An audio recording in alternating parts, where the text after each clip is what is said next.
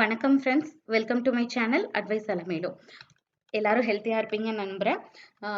எல்லாரையும் ஹெல்த்தியாக வச்சுக்கிறதுக்காக இன்னைக்கு நான் ஒரு ஹெல்த்தியான ஒரு டிஷ் தான் சொல்ல போகிறேன். அதுதான் வந்து சாமை அரிசி கூட்டாஞ்சோறு. சாமை அரிசி அதை பற்றி எல்லாருக்குமே நல்லாவே தெரியும். இப்போல்லாம் சாமை அரிசின்றது ஒரு சிறுதானியம். சிறுதானியங்கள்லேயே சிறந்த தானியம்னு சாமை அரிசியை தான் சொல்கிறாங்க. இதுல வந்து இரும்பு சத்து ரொம்ப அதிகமா இருக்கு அப்படின்னு சொல்றாங்க. அண்ட் நெல் அரிசியை காட்டிலும் 7 மடங்கு நார்ச்சத்து இதுல அதிகமா இருக்குன்னு சொல்றாங்க. ஃபைபர் கண்டென்ட் இதுல ரொம்ப அதிகமா இருக்கு. ரொம்ப ஈஸியா டைஜஸ்ட் ஆகிறதுக்கும் இது ஹெல்ப் பண்ணுது. அண்ட் சர்க்கரை நோயாளிகளுக்கு வந்து இது வந்து ஒரு வரப்பிரசாதமா தான் இருக்குது. சர்க்கரை நோயாளிகள் வந்து இதை தொடர்ந்து சாப்பிட்டு வந்தா அவங்களுக்கு வந்து சர்க்கரை நோய் வந்து கட்டுப்பாட்டுக்கு வரும் அப்படின்னு சொல்றாங்க.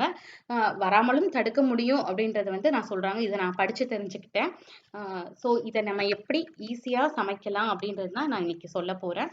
லாக்டவுன்ல எனக்கு கிடைச்ச வெஜிடபிள்ஸை வச்சு நான் இதை வந்து சிம்பிளான ஒரு சாமை கூட்டாஞ்சோறு செஞ்சிருக்கேன். வாங்க அது எப்படி பண்றதுன்னு பார்க்கலாம். சாமை அரிசி கூட்டாஞ்சோறு எப்படி பண்ணுறதுன்னு தான் சொல்ல போகிறேன். இது ரொம்ப வந்து ஹெல்த்தியான ஒரு டிஷ்ஷு. இதில் வந்து சாமை அரிசி எடுத்து வச்சுருக்கேன். இது மான்படி உலக்குன்னு சொல்லுவாங்க. இதுக்கு 2 உலக்கு எடுத்து வச்சுருக்கேன். 2 உலக்கு எடுத்திருக்கேன். அண்ட் இதில் வந்து 1/2 உலக்கு துவரம் பருப்பு எடுத்து வச்சுருக்கேன். கரெக்டாக 1/2 உலக்கு எடுத்திருக்கேன். அப்புறம் இதில் வந்து வெஜிடபிள்ஸ் எல்லாம் கட் பண்ணியிருக்கேன். வெங்காயம், கத்திரிக்காய், உருளைக்கிழங்கு, முருங்கைக்காய், கேரட்டு, அப்புறம் சீனவரைக்காய் இது எல்லாத்தையும் கொஞ்சம் கொஞ்சம் கட் பண்ணி வச்சுருக்கேன். அண்ட் இந்த பிளேட்ல வந்து அரைக்கிறதுக்கு தேவையான திங்ஸ் எல்லாம் எடுத்திருக்கேன். இதுல வந்து 3 பெரிய துண்டு தேங்காய், அப்புறம் மிளகாய் வத்தல், ஜீரகம், வெங்காயம், வெள்ளைப்பூடு. இந்த பிளேட்ல உப்பு, மஞ்சள் தூள், காயம், சாம்பார் பவுடர் 1 ஸ்பூன் எடுத்து வச்சிருக்கேன். அப்புறம் புளி ஒரு 1/2 அன் ஹவர் வரைக்கும் நீங்க ஊற போட்டு வச்சுக்கோங்க. அப்புறம் இதுல நல்லெண்ணெயில தான் நான் சமைப்பேன். உங்களுக்கு எந்த எண்ணெய் வேணுமோ அதை யூஸ் பண்ணிக்கோங்க. இது நல்லெண்ணெய் எடுத்து வச்சிருக்கேன். அப்புறம் இதுல கடுகு, உளுந்த பருப்பு, ஜீரகம், வெந்தயம், கொஞ்சம் உளுந்த பருப்பு, கருவேப்பிலை இது எல்லாத்தையும் எடுத்து வச்சிருக்கேன். குக் பண்ண ஸ்டார்ட் பண்றதுக்கு முன்னாடி துவரம் பருப்பை ஒரு 5 விசில்ஸ் வரைக்கும் குக்கர்ல வச்சு வேக வச்சு எடுத்துக்கோங்க. அண்ட் அப்புறம் இந்த தேங்காய் அரைக்க வேண்டியது எல்லாத்தையுமே வந்து ஒரு தடவை அரைச்சிட்டு வந்துடுங்க. நான் தேங்காய் நல்லா அரைச்சி வச்சுட்டேன். கொஞ்சம் பெருன்னு இருக்கிற மாதிரி பார்த்துக்கோங்க. அண்ட் அப்புறமா வந்து நான் சொன்ன மாதிரி 5 விசில்ஸ் குக்கர்ல வச்சு எடுத்துட்டேன். பாருங்க, பருப்பு நல்லா வெந்துருச்சு. இதோட எக்ஸஸ் வாட்டர் இருக்கு. இதை வந்து நம்ம வேஸ்ட் பண்ணாம எப்படி யூஸ் பண்றதுன்னு நான் ஏற்கனவே ஒரு வீடியோல சொல்லியிருக்கேன். புரோட்டீன் ரிச் எனர்ஜி ட்ரிங்க்னு சொல்லிட்டு அதோட லிங்கை வந்து டிஸ்கிரிப்ஷன்ல போடுறேன். அதை நீங்க பார்த்துக்கோங்க. ஓப்பன் பேன்ல தான் சமைக்க போறேன். பேன் சூடாயிடுச்சு, அடுப்புல வச்சாச்சு. பேன் சூடாயிடுச்சு, நல்லெண்ணெய் ஊற்றிருக்கேன். ஃபர்ஸ்ட் வந்து கட் பண்ணி வச்சு சின்ன வெங்காயத்தை போட்டு லைட்டா வறுத்துக்கோங்க. பாருங்க, நல்லா வதங்கிடுச்சு. இப்போ வந்து நான் மற்ற வெஜிடபிள்ஸும் போட போறேன். இது எல்லாமே கட் பண்ணி நான் வாஷ் பண்ணி வச்சுட்டேன்.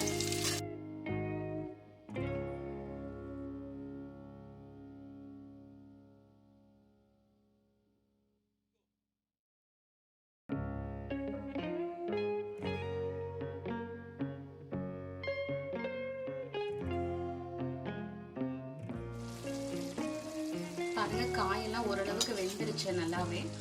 இப்போ நீங்கள் வந்து இந்த அரைச்ச தேங்காவை வந்து ஃபுல்லாக இதில் போட்டுடுங்க.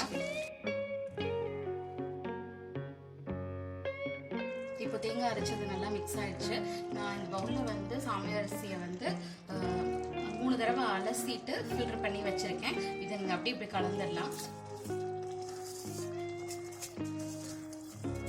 ஃபில்டர் பண்ணும்போது இந்த மாதிரி டீ ஃபில்டர் மாதிரி இருந்ததுன்னா அதில் பண்ணுங்கள். நீங்கள் கையில் அலசி வடிக்கும் போது வந்து அது நிறைய வெளியே போயிடும். ஸோ அதை கேர்ஃபுல்லாக நீங்கள் ஃபில்டர் பண்ணிக்கோங்க தண்ணியெல்லாம். இப்போ வந்து நான் சொன்ன மாதிரி நான் இந்த உலக்குக்கு மான்படி உலக்கு வந்து மான்படி உலக்குக்கு 2 உலக்கு நான் அரிசி எடுத்திருக்கேன். ஸோ நீங்கள் வந்து இப்போ இதுக்கு 2 பங்கு தண்ணி வேணும் வேகிறதுக்கு. ஸோ நான் வந்து புளி தண்ணியை வந்து இந்த காப்படி ஒரு உலக்குக்கு நான் ஃபுல்லாக புளி தண்ணியை ரெடி பண்ண போகிறேன். ஏற்கனவே சொன்ன மாதிரி நான் புளி தண்ணி வந்து ஒரு உலக்குக்கு ரெடி பண்ணி எடுத்து வச்சிருக்கேன். இதுல ஏற்கனவே கொஞ்சம் தண்ணி இருக்கு. ஸோ இந்த 4 பங்கு தண்ணி வந்து போதும் இது எல்லாமே வேகிறதுக்கு. இப்போ இது வெந்துட்டு இருக்கும் போதே நீங்க வந்து எடுத்து வச்சிருந்த உப்பு, சாம்பார் பவுடர், அப்புறம் மஞ்சள் தூள், அப்புறம் காயத்தூள் எல்லாமே இதுல ஆட் பண்ணிக்கோங்க. பாருங்க, இது எல்லாமே வந்து ஒன்னா மிக்ஸ் ஆயிருக்கு. ரைஸ் போட்டதுக்கு அப்புறம் அப்பப்போ கிண்டி விட்டுட்டே இருங்க. ஒரு 5 to 10 மினிட்ஸ் வரைக்கும் குக் ஆகும் போதே நீங்க வந்து வேக வச்சு எடுத்திருக்க பருப்பை ஃபுல்லா சேர்த்துருங்க, ஆட் பண்ணிடுங்க.